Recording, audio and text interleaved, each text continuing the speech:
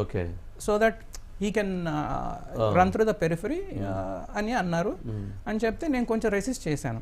నేను ఆల్రెడీ వెళ్ళొచ్చాను, 15 రోజులు మళ్ళీ ఏదన్నా అనుకుంటారు అంటే వాళ్ళు నా గురించి వేరే విధంగా అనుకుంటారు, నేను జస్ట్ ప్రొఫెషనల్ అని చెప్పాను. సరే పంపించేశారు. బట్ వెళ్ళమన్నారు, వెళ్ళాను, డాక్యుమెంట్స్ ఇచ్చాను. ఇంకా అప్పటి నుంచి సిబిఐ వాళ్ళ తీరు మారిపోయింది నా మీద. సడన్గా ఒక 20 రోజుల తర్వాత 41A నోటీస్ వచ్చింది. అది జరిగిన 4 రోజులకి. అంటే అప్పుడు నన్ను విట్నెస్ నుంచి అక్యూజ్డ్ లోకి మారుస్తున్నట్టు. Probable or prospective accused. Kavitha గారికి సంబంధించిన తరపున మీరు అప్పీర్ అయ్యుతున్నారన్నటువంటి కోపం వాళ్ళకి పెరిగిందా? అది కోపం కాదు కానీ వీడికి ఇంకా ఎక్కువ తెలిసి ఉండొచ్చు. తన తరపున వచ్చారు కాబట్టి ఇంకెక్కువ తెలిసి ఉండొచ్చు, అయి ఉండొచ్చు. ఓకే. ఎందుకనంటే సిబిఐకి వస్తున్నాడు, ఈడికి పోతున్నాడు, పిలిచిన చోటకల్లా పోతున్నాడు, అయిపోయింది. వీడి దగ్గర ఏం లేదని మనం పంపించేసాం, మళ్ళీ ఈడు వస్తున్నాడు. Okay, right. పార్ట్ 2. సో అప్పుడు పార్ట్ 3లోకి వచ్చి నా తగిలించుకున్నా, దాని మీద కంపెనీ మీద వేసుకున్నానేమో. అంతే. ఎందుకంటే ప్రొఫెషనల్ రోల్ గానే ఉంటే అయిపోదేమో, మిగతాది అట్లా అనిపించింది. అంటే అఫ్ కోర్స్ ఒక్కోసారి ఒక రోలర్ క్యాస్ట్ లాగా అనిపించినప్పుడు అనిపిస్తుంది, దీనికి రైట్ రాంగ్ అనే ఉండవు, కొన్నిసార్లు సర్కమ్స్టాన్సెస్ అంతే. సో నాకు 41A నోటీస్ ఇచ్చారు.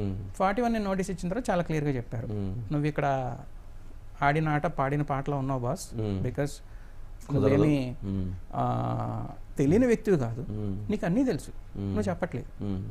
So then the fall starts. తెలిసి చెప్పలేదా లేదా జరగలేదు కాబట్టి చెప్పలేదు? ఒకటి జరగలేదు కాబట్టి చెప్పలేదు, 2 తెలిసినా సరే అన్నీ చెప్పుకోలేము వంశీ గారు. మేము ఉండేది బిజినెస్, మేము ఉండేది ప్రొఫెషన్లో. మీరు మాకు వచ్చి మీ బిజినెస్ విషయాలన్నీ చెప్పారనుకోండి, నేను వెళ్ళి పొద్దున్నే బొట్టు పెట్టి అందరికీ చెప్తున్నా అనుకోండి, నాకు బిజినెస్ ఇస్తారా? కదా. అంటే కొన్ని ఫ్యాక్ట్స్.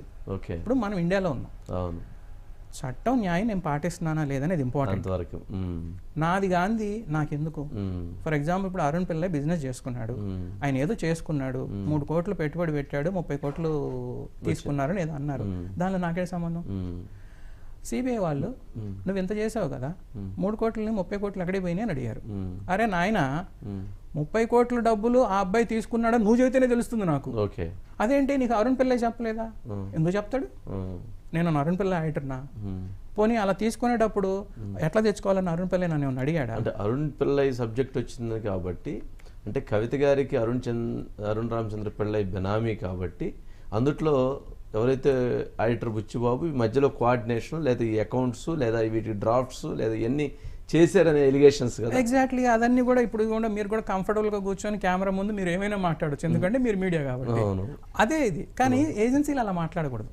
ఫర్ ఎగ్జాంపుల్ నేను వచ్చి నేను వంశీ గారి బినామీని నేను అన్నాను అనుకోండి, లేదు బుచ్చిబాబు బినామీని మీరు అన్నారు అనుకోండి, అయిపోద్దా? అవ్వదండి. అంటే ఆ 29 crores వచ్చినటువంటి దాంట్లో కవిత గారికి వెళ్ళినట్టుగా అట్లా ఎస్టాబ్లిష్. కవిత గారికి ₹1 వెళ్ళలేదు కదా, ఎక్కడ వెళ్ళినాయి కవిత గారికి రూపాయి? మరి కవిత గారి పాత్ర అసలు ఎలా వచ్చింది? ఎగ్జాక్ట్లీ. సో ఇప్పుడు కొంతమంది రకరకాల వ్యక్తులు వస్తూ ఉంటారు, కలుస్తూ ఉంటారు, ఏదో చెప్తా ఉంటారు, ఇంట్రెస్ట్ ఉన్న వాళ్ళని చేసుకోండి అంటారు, ఇంట్రెస్ట్ లేని వాళ్ళని వదిలేసుకోండి అంటారు. వెళ్ళాం, చూసా, మీటింగులు చేసా, చాలా ఇన్ఫర్మేషన్ తీసుకున్నా, నా రిపోర్ట్ ఇచ్చా, రీటైల్ బిజినెస్ లో ఎంటర్ అయ్యే వాళ్ళు ఎంటర్ అయ్యారు, మానుకునే వాళ్ళు మానుకున్నారు, హోల్సేల్ బిజినెస్ కి వెళ్ళే వాళ్ళు వెళ్ళారు. ఆ హోల్సేల్ బిజినెస్ లో అసలు నాకున్న నాలెడ్జ్ కానీ ఇన్ఫర్మేషన్ కానీ జీరో. నా వాట్సాప్ చాట్లు ఇవన్నీ చూసినా సరే బిజినెస్ ఎక్కడ పెట్టాలి, అంటే షాప్ ఎక్కడ రెంట్ తీసుకోవాలి, ఎన్ని జోన్స్ వస్తాయి, ఎలా వస్తాయి, ఇలా ఇలా ఇలా రిపోర్ట్ మీరు ఇచ్చారు బిజినెస్ పరంగా ఎట్లా ఉండేది. ఎగ్జాక్ట్లీ. ఒక కమర్షియల్ గా నేను హెల్ప్ చేయటము, హెల్ప్